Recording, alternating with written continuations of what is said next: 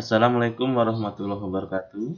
Pada pertemuan kali ini kita akan membahas tentang perbandingan materi matematika SMP kelas 7 dengan subtema memahami dan menentukan perbandingan dua besaran. Coba perhatikan pada gambar berikut. Di sini ada sebuah keluarga Nadia yang sedang liburan.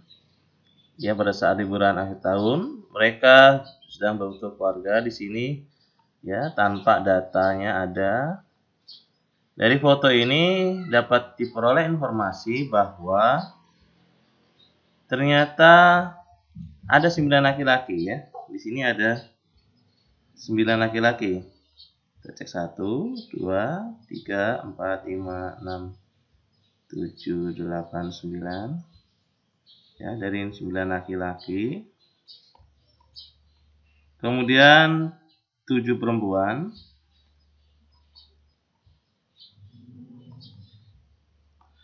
Nah, dari informasi ini kita dapat peroleh bahwa dapat dikatakan 7 dari 16 orang. Maksudnya berarti di sini kan ada yang foto, ini ada 16 nih. Ini ada 16 orang. Perbandingan banyak laki-laki dan perempuan di foto adalah 9:7 ya. Ini perbandingannya adalah 9:7. Banyak laki-laki dalam foto adalah 2 lebih banyak daripada perempuan.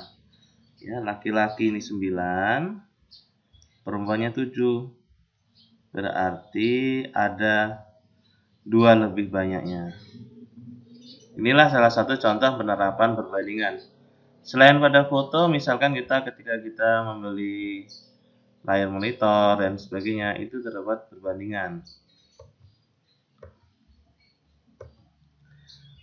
Kita dapat menggunakan perbandingan atau rasio untuk membandingkan besaran suatu benda dengan benda lain. Besaran benda yang dimaksud bisa berupa panjang, ya, bisa berupa panjang, kecepatan, massa, waktu, bisa banyak benda dan sebagainya. Coba kita perhatikan contoh berikut. Siswa di SMP Sukamaju diminta untuk memilih membaca berita melalui media online atau media cetak. Media online ini bisa lewat berita online, di sosmed dan seterusnya. Di media cetak ini seperti surat kabar, koran, majalah. Dari 150 siswa ya, 150 siswa, 100 memilih media online. Sedangkan sisanya 50 ini media cetak. Dari data ini kita dapat membandingkan bahwa sepertiga dari siswa SMP Sukamaju mengikuti survei memilih media cetak untuk membaca berita. Media cetak, kalau kita hitung di sini berarti kan ada media cetak tadi 50. Jumlahnya seluruhnya adalah 150. Kita sederhanakan nih, coret jadi 5/15. Ya, 5 bagi 5 1, 15 bagi 5 itu 3. Ya. Sehingga sepertiga dari siswa SMP Sukamaju ini memilih membaca media cetak. Kemudian rasio banyak siswa yang memilih media online terhadap media cetak. Kita lihat sini, media online ini ada 100. Media cetaknya ada 50. Kalau ini kita sederhanakan, ya 190 ini masing-masing bisa dibagi dengan 50. 100 dibagi 50 itu 2, 50 bagi 50 1, sehingga perbandingannya adalah 2:1. 1 dari 3 siswa memilih media cetak, ini sudah jelas. Banyak siswa yang memilih membaca online adalah 50 lebih banyak dari siswa yang membaca media cetak. Tadi media online ini kan ada 100, sedangkan yang membaca media cetak ada 50, maka selisihnya adalah 100 dikurang 50, ada 50 siswa. Banyak siswa yang membaca online 2 kali lipat dari siswa yang membaca media cetak. Ya, yang membaca media online tadi 100, sedangkan yang membaca media cetak ini hanya 50, berarti kan 100 ini 2 kali lipat dari 50. Itu salah satu bentuk perbandingannya. Selanjutnya, dari contoh-contoh tadi kita bisa simpulkan bahwa perbandingan merupakan suatu hal yang sangat penting dalam matematika. Demikian juga dalam kehidupan sehari-hari pun tidak lepas dari perbandingan. Ada 3 cara membeda untuk menyatakan suatu perbandingan.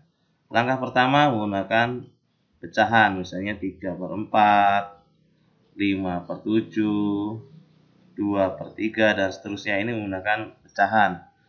Atau menggunakan tanda titik 2, misalnya 2,23, ini bisa dibaca 2/3. Kalau misalnya kita tulis 4 seperti ini, 4,25, artinya 4/5.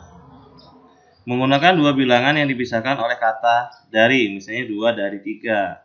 Nah, perbandingan juga disebut dengan istilah rasio. Jadi kalau kita mengatakan rasionya, berarti kita menyebut perbandingannya berapa. Seperti itu. Perhatikan contoh berikut. Dari 150 siswa yang diwawancara tadi, membaca berita adalah 100 siswa media online tadi, 50 siswa membaca media cetak. Maka rasionya itu kita bisa hitung, jumlah siswa yang diwawancarai adalah untuk media online terhadap jumlah siswa yang diwawancarai. Ini media online terhadap jumlah siswa yang diwawancarai. Media online ini ada 100. Kemudian yang diwawancarai ada 150. Ini masing-masing ini bisa dibagi 50. 100 bagi 52, 150 bagi 53, sehingga hasilnya 2/3, atau bisa kita tulis 2/3 atau 2/3, ya, seperti ini. Rasio 2/3 menyatakan bahwa 2/3 siswa yang diwawancarai lebih memilih membaca berita melalui media online. Jadi tadi 2/3 ini maksudnya 2/3, ya, seperti itu.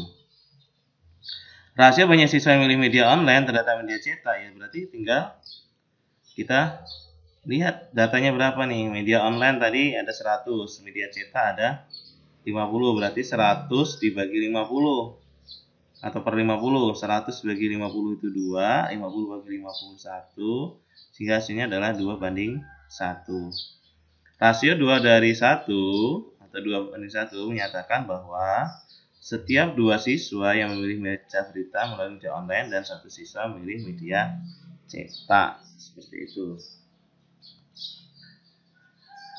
Contoh berikutnya, misalkan kita punya teman yang namanya Ita dan Doni. Mereka ini teman sekelas.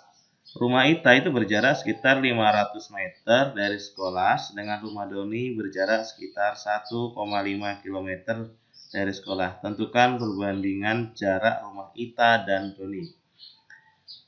Karena kita lihat di sini satuannya berbeda, ya. Jarak rumah Ita itu 500 meter. Ya, 500 meter, sedangkan yang rumah Doni itu 1,5 km. Nah, ini berbeda. Ini harus kita samakan dulu satuannya.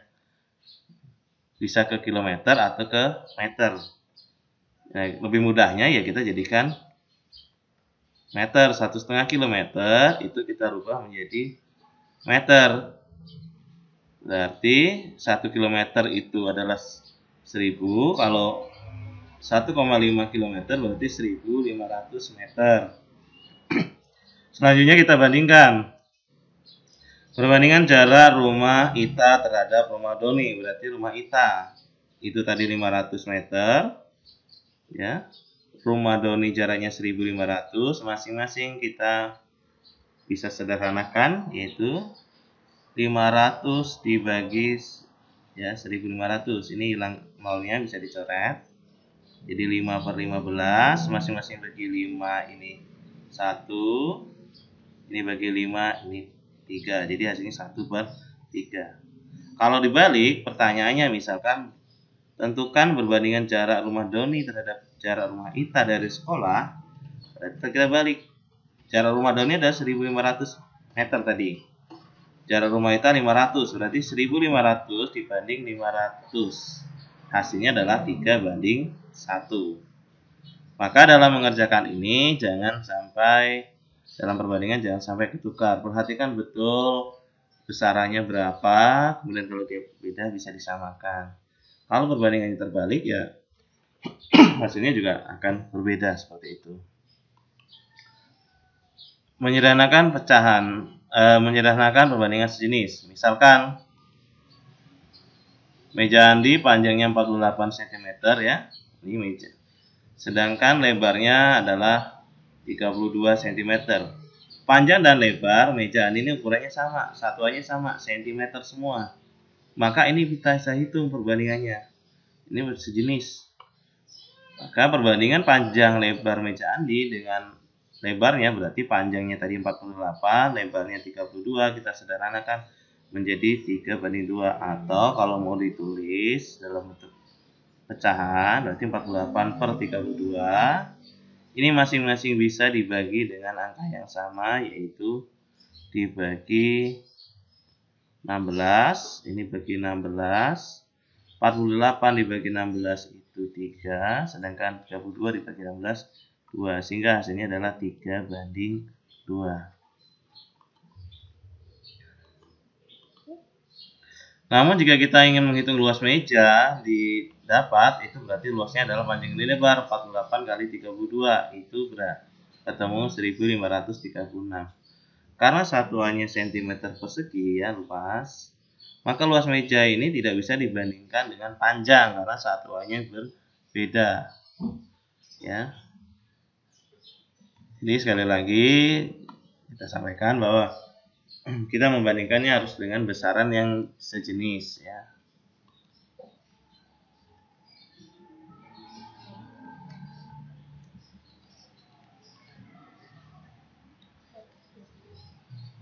Untuk sebagai bahan latihan, coba kerjakan di buku tugas kalian. Soal latihan berikut. Misalkan Bu Desi hendak membuat 2 kue brownies dengan perbandingan 2 buah resep. Ya, ini resep pertama, ya 1 resep, dan ini setengah resep. Berarti kalau 1 resep ini 4 butir telur, ya misalkan ini 2 butir telur. Kalau gula pasirnya yang pertama adalah 360 gram, yang kedua adalah 180 gram. Ini kita diminta membandingkan. Nah, pertanyaannya, bagaimana konsep perbandingan yang terdapat dalam resep tersebut? Kita cek. Untuk telur untuk 1 resep ini 4, resepnya yang setengah resep itu 2, berarti 4:2. Ini bisa disederhanakan, masing-masing dibagi 2, 4/2 itu ketemu 2, 2/2 ketemu 1, sehingga perbandingannya adalah 2:1. Selanjutnya kalian coba bandingkan untuk 1 resep gula pasirnya berapa, setengah resep gula pasirnya berapa. Kemudian kalian sederhanakan perbandingannya. Jadi kalau tidak bisa disederhanakan lagi berarti itu sudah paling sederhana. Selanjutkan terus sampai kepada perbandingan vanili bubuk. Soal kedua, misalnya kita lihat di sini ada siswa kelas 5. Ya, sebanyak 20 siswa. Siswa perempuan ada 12. Berarti pertanyaannya, berapa banyak siswa laki-laki? Dari 20 siswa ini, 12 siswanya perempuan. Berarti sisanya laki-laki. Nah, laki-lakinya berapa? Kemudian kalian tentukan perbandingan antara banyak siswa perempuan dengan siswa laki-laki. Demikian pembahasan materi konsep awal perbandingan. Jika ada yang perlu ditanyakan, silahkan berikan komentar. Untuk pertemuan hari ini selesai. Bapak Heri, Assalamualaikum warahmatullahi wabarakatuh.